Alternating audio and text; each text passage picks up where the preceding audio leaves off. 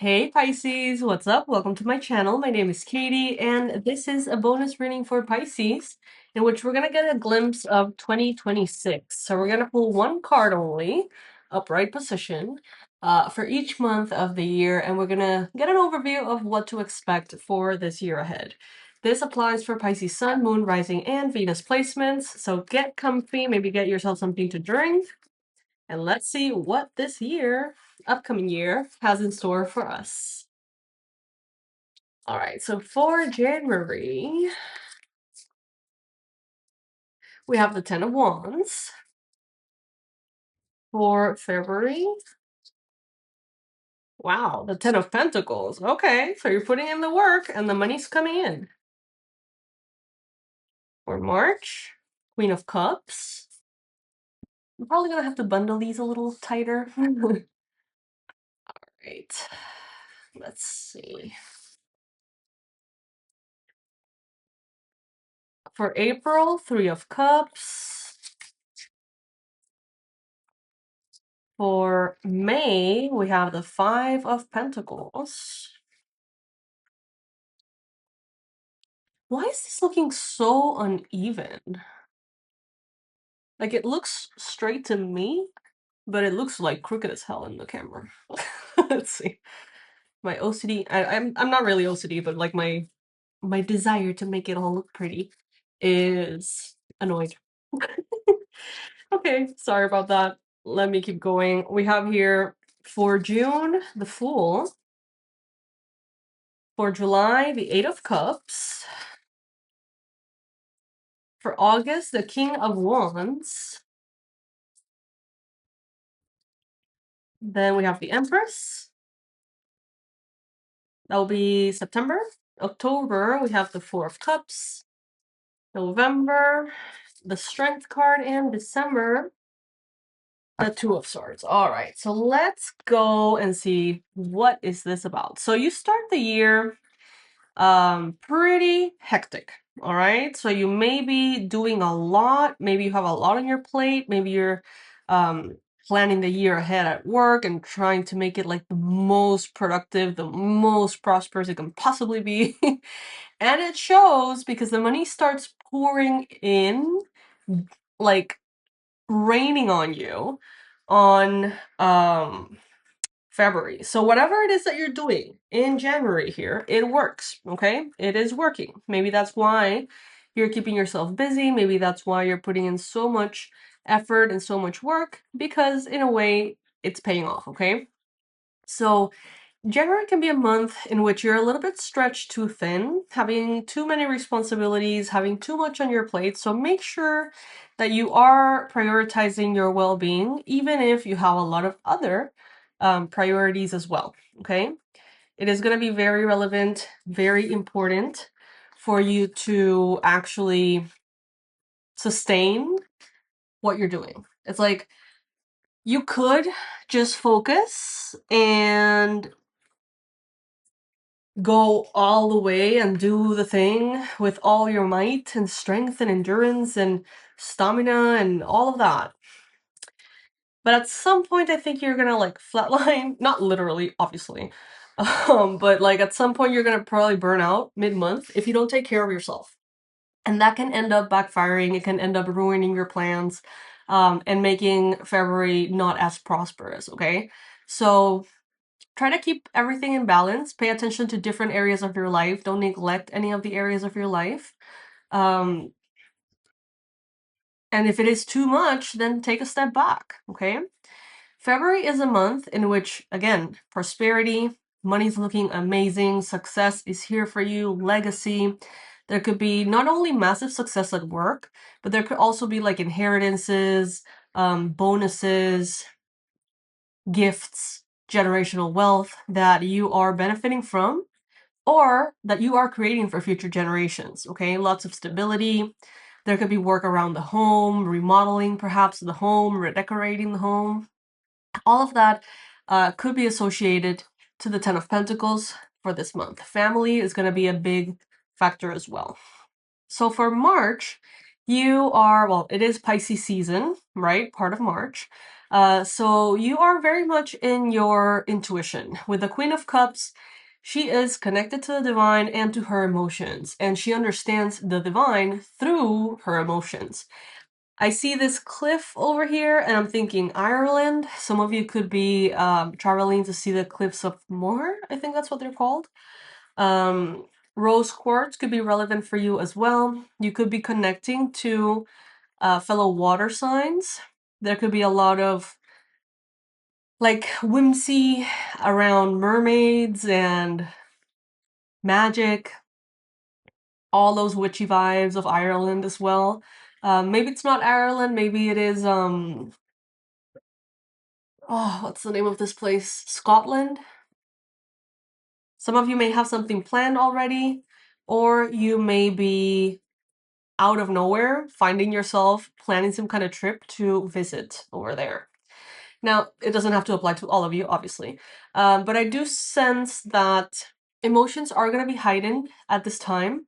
Try your best to maintain a good focus in March so you don't end up falling or defaulting into like a victim's mentality, because that is kind of like the weakness, if we were to say in a certain way, of the Queen of Cups. So then in April, we have social life. In April, it's like having fun, enjoying yourself, connecting to friends, to family, people you haven't seen in a while, maybe. Social gatherings, events, celebrations, weddings, things like that are going to be very, very available. You're going to get a lot of invitations and a desire to genuinely connect with loved ones. Now, something happens here in May.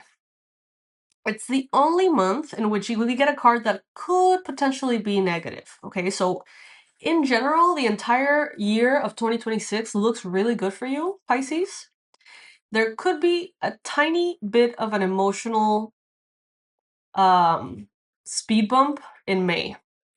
The Five of Pentacles is a card that talks about us feeling like we're being left out in the cold, feeling abandoned, feeling neglected, feeling rejected. It is not a nice feeling. And this card could come when we have some kind of loss, when we have some kind of disappointment, when there is some kind of emotional difficulty. I see possibly some of you having some kind of injury in your feet, your foot, your leg, or maybe having someone around you that is having some kind of injury and you need to take care of them. This could possibly represent some kind of loss. And that feeling that we get after we lose someone we love, right? The grief. How we feel like we're outside of all the beautiful things. It's like this depiction always represents this like beautiful window in which supposedly it's a church, and inside it's like everyone's having their meals and it's like warm inside and it's all cozy and lovely, and it's like these two are not invited. It's like they're out in the cold, literally in the snow, homeless, shelterless, beat up, exhausted. So that's the illustration in the tarot. That's kind of like the symbology of it, right? And what I see here is you feeling like you're not a part of the happy people this month. You're not a part of the people who are protected or loved or cared for. And this could mean so many different things. I wouldn't pay too much attention to this because we do have 11 cards that are super positive. But this one could show up also like if, for example, there is some kind of like natural disaster or something like that. And it's like you being affected by something. There is no way to know because this is a general reading. Every single one of you has a different timeline, different life, different everything. But in general, the emotions are going to be there.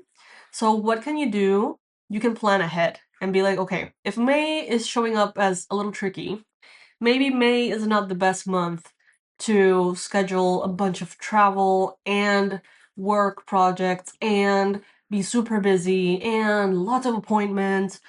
Maybe take it a little easy in May, because maybe you're going to be in your feelings, okay, for whatever reason. Then in June, we have the Fool. So whatever happens in May doesn't seem to bring you down for long, okay? Because right up with the Fool, you start shining bright, you start getting very excited about a new path. So this could be something that closes down, an ending that brings in a new beginning right away, okay? The Fool is so excited about what is exciting that he just wants to take a leap of faith. Take your brain with you, Pisces. Follow your heart, take your brain with you though, okay? In June, there's an idea, there's something, maybe an idea, a trip, a desire, something that you want to do that is new, that feels amazing, that feels exciting and inspiring. Go for it, enjoy every bit of it. But don't make obvious mistakes. You have already gone through certain situations in which excitement can blind you from, things that you have already learned and already suffered to learn in some cases. So make sure to take all that wisdom with you, okay?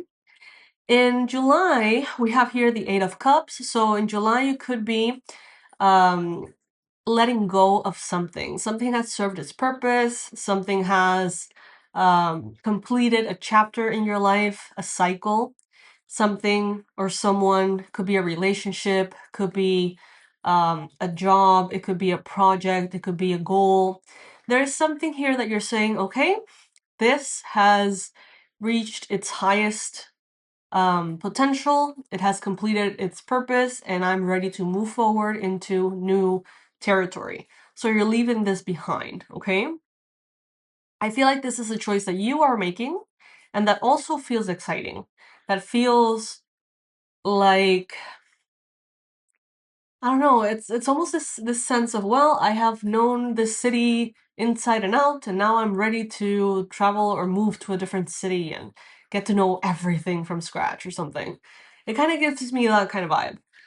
So then in August, we see you being in your authority.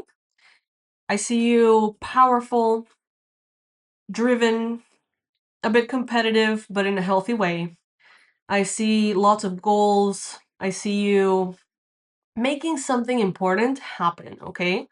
In a way that is balanced, in a way that is sustainable. I'm getting like this month of August, it's gonna be almost like the corrected, improved January. It's gonna be just as busy, but you're gonna have it all sorted out. There's systems in place, there's everything, kind of grounded, settled, organized, and you're making things happen, okay? September, luxury, comfort, fun, excitement, abundance, prosperity, fertility, creativity. September is going to be a month that you enjoy yourself, okay? So there could be travel, there could be spas, there could be fun, there could be adventures, there could be luxury, there could be shopping, there could be, for some of you, pregnancy, if this is something that you're hoping for. Lots of feminine energy, receptivity, all things good. Beautiful month of comfort. Then in October, there is something unexpected that comes in here, okay? The universe provides you with a proposal, an invitation, a contract, something that you were not contemplating, something that you did not see coming, but something that is divinely guided, okay? So maybe write it down in your planner or something like that. Like, keep an open mind to things that are unexpected or something, because it could be the divine bringing in something that brings you a lot of joy, but that is not necessarily part of what you're going for. Maybe it's not something that you're aware would bring you joy, but it would bring you joy nonetheless. So keep an eye for that. Be open to that. November. In November, we have kind of like a desire to tame your bad habits a little bit. So you may be going into practices that are prolonged, like 21 days of whatever, doing this habit, this intention affirmation. You may go into things that are a little bit restrictive, but in a good way, like fasting or like setting yourself high goals for like the daily steps or workouts or something. It's like you're making yourself stronger by basically um, making that part of you that is weak, that is tempted, that it's like easily negatively influenced. You're starving that part of you through discipline, through connection, through the divine. Tiger's Eye could be a wonderful crystal to work with as well this month. And then we have the Two of Swords for December. So you're wrapping up the year facing a very important decision, okay? And it can be a decision that you go back and forth, back and forth, back and forth. You don't know how to go about. It is something major. It is something very, very important. Make sure that you're not overthinking your way into this decision, okay? Because the Two of Swords is when the mind is practically blocked with the decision-making process. Take your intuition, take your heart into it. And if you feel like you can't and you're spiraling, it is simply not the right time to make that choice. So this could be a month in which December, the whole month of December 2026, you're trying to make a choice. And the answer may not be showing up in that month. Okay, so it could be a month in which you feel a lack of clarity, in which you feel like you're bouncing from one point to another. And not necessarily get the clarity out of that. So, yeah, I mean, these are little tiny snippets of what we can be facing on each month of 2026. Save this reading, download this video if you want, have it on your phone, and it's an interesting kind of like exercise month by month to check it out. Normally, I do these personalized forecasts. For many of you who don't know me, I do these readings, but like I do a micro reading for each month. So let's say that you're my client. I get your information and it takes forever, okay, for me to get them. So I like start like in June, July. I open those for sale and I start to gather like the list. And for the last 6 months of the year, I start working on them. If you're my client, then you're getting a full reading with like 10 cards from all different oracles just for January. Then just another one just for February. Then another one just for March, the whole year. So you have this like full blown like prediction ahead of time. Obviously, right now I am still wrapping up the ones that were booked this year. So I don't have any space for new bookings. The year is almost over. But next year, those of you who have never done it, you will hear about it here. So that's going to be exciting. Take this with you, take it with a grain of salt, and I hope you have a beautiful year. It seems like we're having a beautiful year, okay? I'm a Pisces. It seems like we're getting not only productivity and prosperity, lots of intuition and connection, lots of excitement, adventure. There's a little bit of everything here, all right? So let's enjoy every bit. The only month in which you may feel a little wonky could be May, most likely, okay? Let me know if this resonates with you. If you know astrology, let me know if this makes sense according to that, because I don't know astrology. But I do know that tarot very accurately shows what's gonna be happening, and then astrology almost like breaks it down and tells you why. Like, why is this looking this way? So I hope that this makes sense. I love you, Pisces. Thank you so much for joining me. I hope that you enjoy your bonus reading, and I'll see you in the next one. Bye, my loves.